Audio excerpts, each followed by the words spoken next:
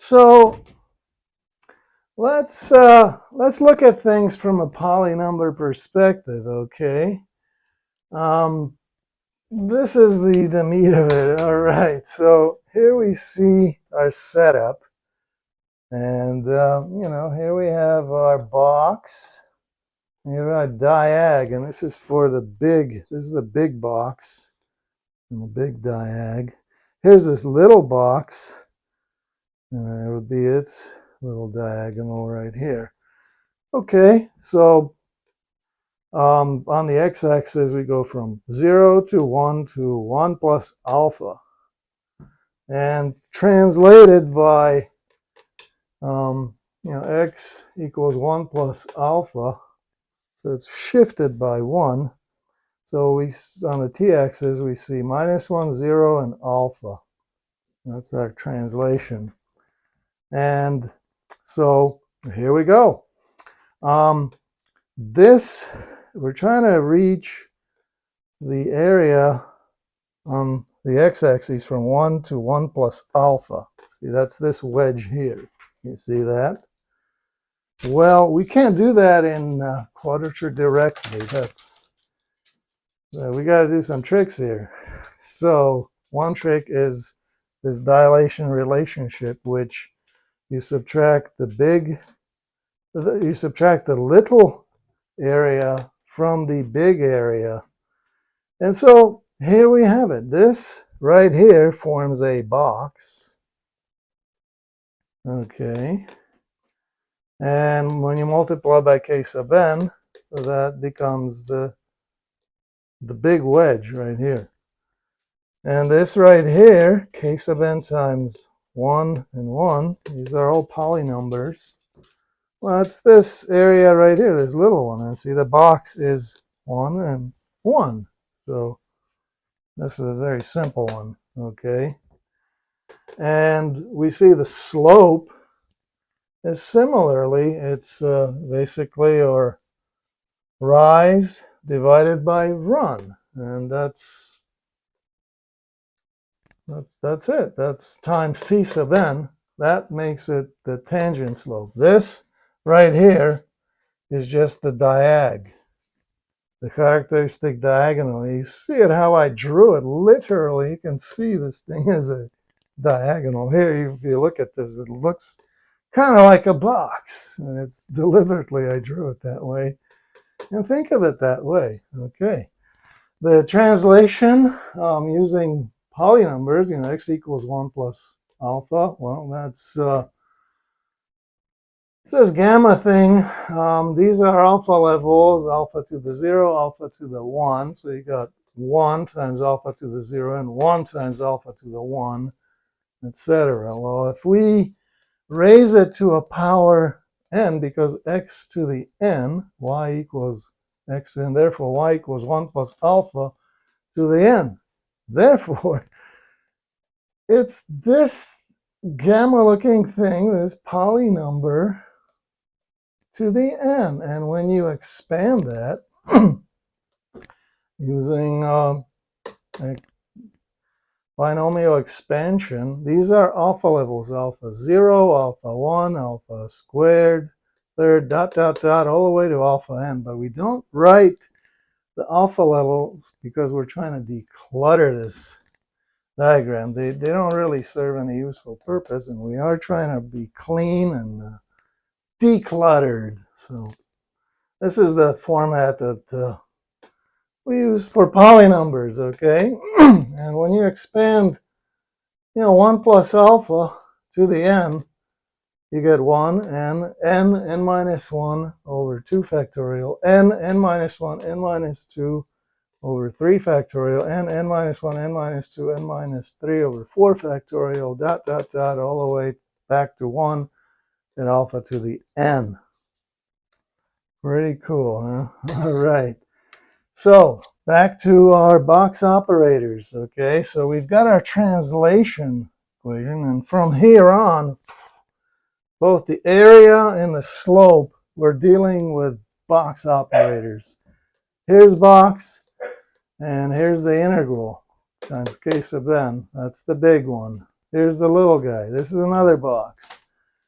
And so we expand this. Well, that's simply k sub n times, 1 plus alpha to the n plus 1, because that's another power. So you raise by one more power. And very similar to what we've done here, we do here. It becomes 1 n plus 1 times 1 factorial, or over 1 factorial, n plus 1 times n divided by 2 factorial, n plus 1 n minus 1 over 3 factorial. And we just keep going like that, dot, dot, dot, all the way back to 1 at the alpha to the n plus 1. Notice it's n plus 1. We're doing area, so we've raised it by 1 power. Similar, let's look at slope. So slope, here's our characteristic diagonal. And here's c sub n. That becomes overall, this is the derivative. Okay. So let's do that. This basically expands to, well, it becomes 1 plus alpha to the n minus 1. So we've lowered by 1 degree. And so similar kind of structure and logic, as you can see. It will be 1 n minus 1 over 1 factorial, n minus 1, n minus 2 over 2 factorial, n minus 1, n minus 2, n minus 3 over 3 factorial, dot, dot, dot, all the way to 1 at the alpha to the n minus 1. So look at the various relationship. This slope, we've lowered by 1 degree, and minus 1 area, we've raised by 1 degree. And of course, the translation equation itself is n. And so what we're saying is that, here's a difference of dilation relationship. And, okay, that difference, that's this area, it becomes the area from the translation perspective. You've got a bunch of, functions that look like this. You got your linear, you got a constant. So it's 1 and it's alpha. So alpha to the 1 level, look at this. From here to here is alpha, and its height is 1. And so it's k0 because it's k0 is basically the factor for a rectangle. We know what k0 is. k0 is 1. We actually know what k1 is.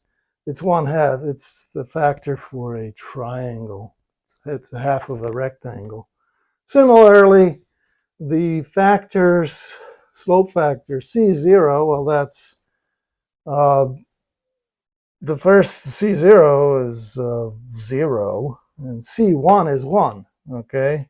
What we're saying is that it's 0, this one's flat, and this one, it's 1 times the characteristic diagonal for a linear. So we know these from basic geometry. And so, okay, the difference between the big area and the little area must equal the areas of these guys here. And so here we have k0, which we know is 1. So let's just write down 1, because we know it's 1. Okay. And we're done. I mean, look, k sub n times n plus 1 is equal to 1. These are levels, alpha 0, alpha 1, alpha 2, alpha to the third, etc. And each must match accordingly. And so just from k sub n times n plus 1 is equal to 1. We got k sub n equals 1 over n plus 1. That's it. That was that simple. This is where Norman Wildberger, his entire video basically is a setup to reach this level. This is it. This is Norman right there. Boom, boom, boom. We're done. It's that simple. Once you set it up, Everything falls in place. But if you're curious and you say, well, what about these other factors? You know, wouldn't it be nice? Let's plug it in. And so we do that. Now that we know that k sub n is 1 over n plus 1, so k0 is 1, k1 is 1 half. Okay, we'll put 1 half. 1 half. K2 is 1/3. 1/3. K3 is 1/4. 1/4. And so on. Okay, and we go on. So I forgot. At this point, I should have canceled. Yes, I forgot to do my cancellations. Sorry about that. K sub n times 1 minus k sub n times 1. This cancels out. This is 0. Okay? And likewise, k sub n times n is 1 times k sub n. So this one's 0. So we got a cancellation. We got to do those first. That's the order of business. Okay. All right. Now, let's get back. We see that here we have 1/2 times 1 over 1 factorial, 1/3, and we see 1 over 2 factorial. We're going to massage this a little bit better. And instead of 1/2 here, I'm going to make it 1 over 2 factorial, right? And then it's 1/3, and here's a 2 factorial. Well, that becomes 1 over 3 factorial, and this 1/4, oh, it becomes 4 factorial. Lots of interesting things. But I'm massaging it, and you'll see the reason. Okay. So, we're almost home. One more thing we need to do, and that is factor out this n plus 1 because it's common to all of them. This is a constant, right? Once you have some order. This could be 50,000, by the way.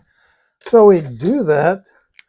So we bring out the n plus 1 times, and then this cancels all out. Okay, so basically we factored out the n plus 1 to here.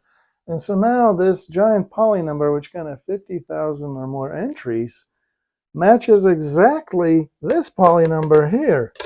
And so basically what we've verified is that k sub n times n plus 1 is equal to 1, which means that k sub n equals 1 over n plus 1 for all 50,000 entries. That's awesome, you know, for each of these. That's great.